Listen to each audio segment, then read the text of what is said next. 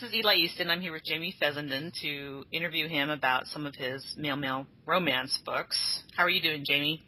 Okay. Good. Seems to be a nice warm Sunday here in the Northeast. Yeah, I'm sweltering, but... Okay, so I want to just talk to you today about your male romance career overall. All right. And then specifically about a couple of the books that I've read of yours recently. So first I wanted to ask if you remember the first male romance that you ever read, and then subsequently, how did you get into the genre as a reader? Wasn't very long before I published. I think Standish would be the first one I ever read, written by Orestes. And that one I liked, but it was the next one, which was written by Alex Beecroft, called False Colors, that I really loved. Oh, cool. I haven't read either one of those. That one's perfect. They're both good. But I didn't really get into the genre until after I'd written something and then started looking for a publisher for it. Cool. So how did you first get into writing it then? It was during NaNoWriMo in November, about 3 years ago or so, that I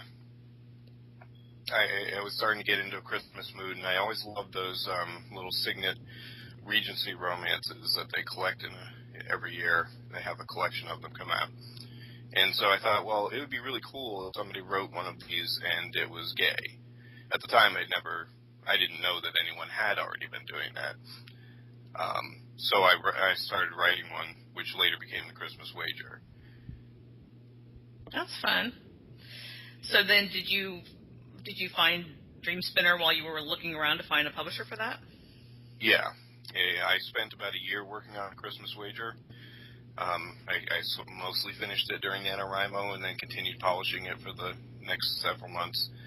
And when I decided it was time to start looking for a publisher, I looked around online and came across several different ones, but Dream Spinner was the one that I found the most appealing. So were they already doing the Christmas Advent calendars at that point? They were, but I didn't know it. I submitted The Christmas Wager, and then right after that, I discovered that they had an open call for the Advent calendar, so then I wrote a short story for that. And that was The Meaning of Vengeance, right? Yes. I really like that one, too. So can you explain what NaNoWriMo is? Oh, I thought a National Novel Writing Month. It's just an abbreviation of that. And that's about 10 years old now. Every November, they just have this sort of thing where you get together with a bunch of people from around the world and try to churn out a 50,000-word novel in a month. Wow. And you have daily word count goals. Oh, that's cool. I hadn't heard of that. Yeah, it's a lot of fun. They don't care about content, so you're just churning stuff out. But it's nice. It's good. It's a good way to get a novel started, at any rate. That's interesting. Wow. I guess we have them to thank then for starting you in the male romance genre. Yeah, I guess so. So now you are in fact a gay male writing male romance. What is your perception of male romance writers? I mean, do you meet a lot of other men in the genre, or are most of them female? And what do you think the difference is between the way a male writes romance and a female author? These days, I don't think there's a lot of difference. Back when I started reading gay novels in general, not romance specifically, back when I was a teenager in the 80s, two of my favorites ended up being by women. The Front Runner by Patricia Nell Warren and The Catch Trap by Bradley. And the only ones that I was reading by men were things like Gordon Merrick, which were all sex. And it really felt to me at that time, we're writing romance, we're writing just raunchy sex. And that wasn't really appealing to me. I was more interested in romantic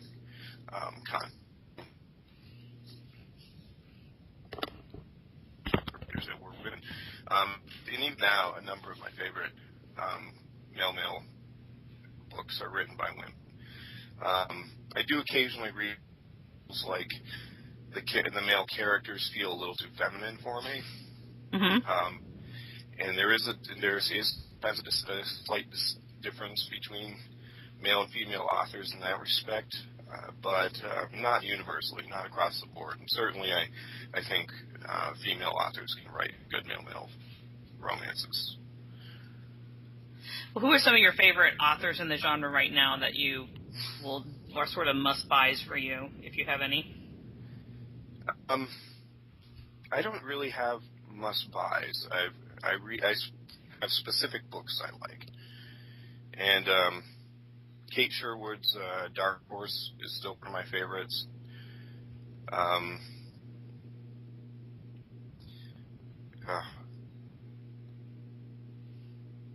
I would actually have to think about it to come up with a list. Well, let's get a little more general then. So when you're thinking about reading a male romance book, what sort of things do you like? Do you like contemporary or historical? Do you like paranormal, shifter, or BDSM, or not? Is humor important to you? What do you look for as a reader? I like contemporary. I like humor. I love holiday stories. I don't really go for vampires. When I was in college, I was really into vampire novels and werewolves, and now I'm kind of oversaturated with those. So I only occasionally will pick up one of those. BDSM doesn't really interest me as a reader. So I do like an occasional historical. I'm kind of across the board. I like science fiction, and there's really not enough of that for me. Yeah, science fiction, sort of male romance science fiction. Yes, there's not a lot. Yeah, there isn't a lot, is there? Not yet. I'm hoping that'll change. Cool. Well, let's talk a little bit about a couple of your books that I really liked, particularly, and the first is a contemporary with some humor in it, and that is We're Both Straight, Right? So I'm just going to fill in the listeners who haven't read it. It's a story about two longtime best friends who are roommates in college. They both think they're straight, but one of them, Larry, who's the dorkier one, decides to do gay-for-pay porn and suggests that they practice on each other first. And that's the setup for this story, which is a lot of fun. Now, this one came out in one of the Dream Spinners' Daily Dose. Is that correct? Was it 2011, 2012? A couple years ago, so yeah, probably 2011. Okay. And it was a Daily Dose, yes. And it was a novella. Yep. So, first I have to ask, it's been a little while since I've reread that, but did Larry come up with the whole gay-for-pay porn thing as an excuse to get closer to Zach, or was he just as surprised about how that turned out as Zach was? He was just as surprised as Zach was. Larry is not a particularly deep character. He's supposed to be kind of dumb. And he just kind of comes up with ideas on the spur of the moment. He doesn't really plan things. So somebody mentions this at a party, and he's like, hey, that would be great. We could get some extra cash. And he doesn't think beyond that. Right, okay. Yeah, he was kind of fun. And I like that you saw most of the story from Zach's point of view. So you kind of saw Larry as this more extreme, dorky personality that you saw as from Zach, who was more the straight guy. Yeah, Zach was straight man, meaning the not funny one. Yeah, because Zach was more intelligent. It was told from his point of view because he's thinking all this through. Larry really just wasn't thinking about anything, and Zach was really kind of Larry's. Not really caretaker, but Larry was the one who Zach kind of looked after, and so it was a little bit of a role reversal for that. Yeah, I like that relationship. So, what was the inspiration for that story? Where'd you get the idea for that one? It was actually Kevin Smith. I'm a huge Kevin Smith fan, and one of my favorites of his is Zach and Mary Make a Porno. And the original title of this story was Zach and Larry Make a Porno. It wasn't a parody of it or a copy of it. It was just taking the idea, well, two best friends decided to make a porno funny. And I decided to run with that as a gay story. So would you consider this a gay for you story or a coming of age story, or how would you classify it?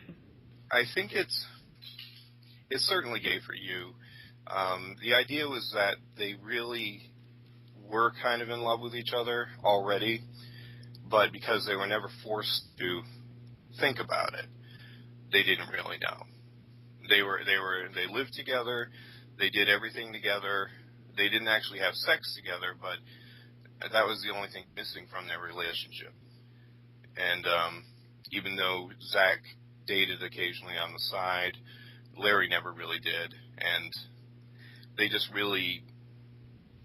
were in a relationship, they just didn't know. So this just sort of pushed them that extra little step to figure it out. Cool, yeah. So you've said that this was one of your more popular stories. What do you think readers responded to, particularly in that story, that made it one of your most popular? Well, I think it's kind of sexy and it's funny. Even some readers who didn't like it said, "Well, I didn't like it. It was still really funny." So it's entertaining. It's light. It's not too serious, and it's a quick read too. You can read it in an evening. So it's just fun. So I have to ask, since I'm doing an in-depth interview about the story, there was one scene in there that the first time I was reading it, I just kind of went, oh my God, and I kind of put it down. It made me put the story down for a few minutes, and then I decided to keep reading, and I'm glad I did. But now I've since thought that might be sort of the kind of scene that exemplified what a male writer might put in a story versus a female writer. Do you know what scene I'm talking about? Yeah, when Larry farts during sex. Yeah, it was just kind of like, okay, well that kind of ruined the scene for me, and I put it down, and then I came back up. But it did certainly spark the important moment of angst in this story. Yeah, that's a scene that a lot of people hated, and some people refused to read any further than that. And then it's a scene that a lot of people read it and said, "Wow, this is great because it's kind of daring and nobody's ever done this before." Yeah, and I think too, it made it feel, in hindsight, as I continued to read, it made it feel like it was about two real guys. It was very realistic as opposed to, glossed over. I don't even remember why I put that in there, frankly, but it was just kind of, this is something I could imagine that would happen, and it was funny, and I just sort of threw it in there, and it is realistic. And that's something that I often like to do. I like to have my characters feel kind of very real and not always perfect by a long shot. And so, yeah, it wasn't. I think some people interpreted it as he did it on purpose, which would be really weird and kind of disgusting. But no, it was just something that. Are we still talking? Yeah. Okay, the screen changed, but it was something that just happened, and Larry at first just said oops and laughed and thought it was hysterical and was laughing about it, but Zach was really offended and angry, and so they ended up having that big argument. But it was kind of the trigger for all of his angst building up to that point. Yeah, I mean, it was a nice character point because it really revealed sort of Larry's dorky side and, his insecurity about that. And so it actually worked out really well. Yeah. So next question, are there any plans for a spin-off or a similar story with different characters in this sort of lighthearted contemporary college setting? Yep. I've already gotten a story about halfway done. It's not a spin-off. I don't really know that I would really want to go back and revisit those characters because that story is kind of fun, and I don't know if I would be able to top that with those characters. But I am working on just a light college romance between two college roommates, and they aren't making porn together, but they're just sort of exploring things together, and so hopefully that'll be similar. Yeah, that sounds good. Well, I hope you get that one finished and to the publisher and in our hot little hands soon. Yeah. So the other story that I wanted to talk about that I just read was The Christmas Wager, which you already told us was your very first male-male romance. Yes. And it's set in Regency, England, and you've already said that was because you really like Regency het romances. Is that correct? Yes. Which I do too. And that's one of the things that I thought was interesting that I mentioned in my review was that normally when I read het romance, it's all Regency. I just love Regency romance, but it's very rare to find male-male in Regency because obviously of the historical time period wasn't very kind to gay relationships. So just to fill in the listeners on what the story is about, in The Christmas Wager, there are two male best friends. One is the second son of a lord who's been sort of disinherited, and one is his old school friend who is wealthy but not titled. And the friend talks the lord's son into visiting his family estate for Christmas. Now the setup is that the wealthy but not titled MC knows he's gay and has been in love with his friend for some time, but the lord's son hasn't really even thought about, it seems to me, homosexuality in that sort of context. And then over the course of the Christmas holidays at the great estate, which includes lots of family drama, the two of them end up getting together. So the first question is, what kind of research did you have to do for that story? Well, I did a fair amount of research. I have a collection of books on Victorian England. A lot of them for writers specifically to help you get details down and stuff like that.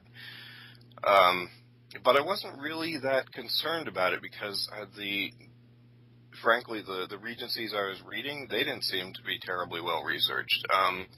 So I was really kind of looking at it as just sort of a fun holiday story, and I did my best to get the research correct, but it turns out a lot of it was actually not so accurate. Well, I liked it. Mostly what I got wrong was I don't live in England, and therefore I don't have the mentality of people who live in England. Rip picking. So I could get the technical details right of how the stove works or something like that, but the attitude of the people, it turns out that I frequently got that wrong. The attitude of the wealthy towards their servants and things like that.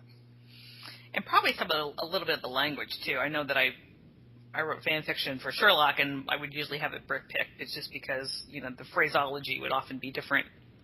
Yes, I got some criticism on Americanisms in their speech, certainly.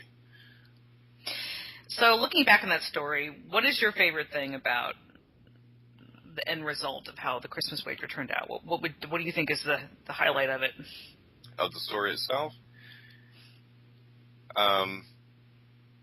I think it came out very nice. It came out to be as one of my sweeter romances, and I really liked the character interaction between the two main characters. They developed well. The romance arc developed really well, and even a critic reviewer who was sort of very harsh on the details of the Victorian stuff really commented on how well that worked. So I think the romance itself is still solid and still holds together really well. Yeah, I thought it had a really nice arc, not too sudden and not too rushed. And so what kind of reader response did you get on that particular story? That one's still very popular. It sells very well every Christmas still. And it was very popular in terms of my other stories and stuff. But it's a nice, sweet romance. Nothing too heavy. I mention the laws against homosexuality in Victorian England and stuff, but we really don't have to deal with that, and they're kind of isolated from that, so we don't have to worry that anything horrible is going to happen to our characters to any great degree. There's a little bit of that hanging over them, but it's just a very fun, entertaining story for Christmas. Yeah, I thought you did a really good job with that, and not dismissing the historical era or making light of it or ignoring the issues, but yet not letting it become, a huge source of angst in the plot, or really dealing heavily with shame or guilt or any of those sorts of things, which can, which may have been realistic to a certain degree, but don't make for much of a very light holiday story. So no, for Christmas, you really don't want to be dragging the story down that much. So, do you think you would write more romances set in the Regency era, or is it kind of been there, done that? It's still a temptation. I still like Regencies, and I might do it, but I would be much more cautious this time around to have some British friends read it over and do the fact checking and seeing if the story fits, because that story, I really, that was a big Achilles heel in that story. So I would definitely have British people take a look at it before I submitted it for publication if I did that again.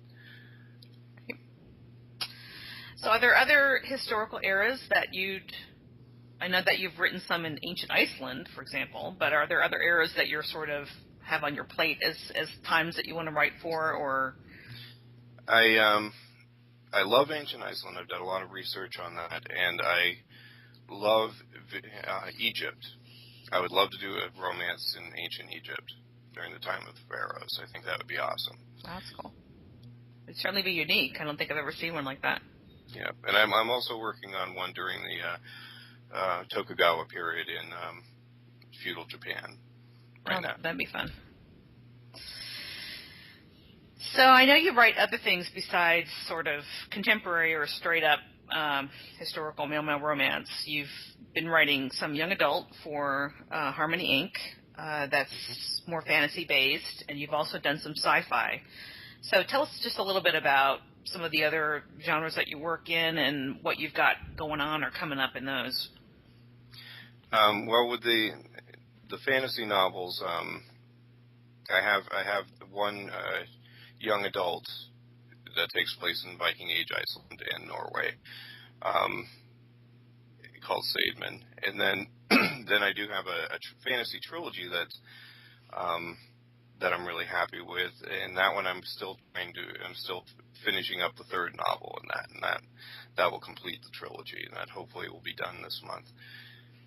And I do have a science fiction story called Dogs of Cyberwar, which was originally written as part one of a trilogy, so I need to finish part 2 and part 3 so I can actually have that as a trilogy. And that's a cyberpunk novel. I'm very much into cyberpunk too. That's one of the genres I love. Is that Dream Spinner published? Yes, that one's a Dream Spinner novel. So what are the next 3 things that will be coming out from you? Billy's Bones is in edits right now. That's a contemporary psychological romance and drama about a psychologist who falls in love with a man who has repressed memories of abuse in his childhood and some horrific things that happened back then. And then I've got the fantasy young adult novel that should be coming out to cap off the trilogy, and then that college romance, and I'm hoping to fit in a few shorts too, like a Christmas story this year. I haven't had a Christmas story in a couple of years now, so I'd like to have another one out. That's fine. Okay, well, how can people connect with you? What is your website, and what are you on Goodreads and all that stuff? I'm everywhere. But yeah, my blogs are probably the easiest way to track me down. I have JamieFessenden.com for my adult novels, and James Eric with ERICH.com for my young adult stuff. Great. Well, is there anything else that you'd like to say while you're on here?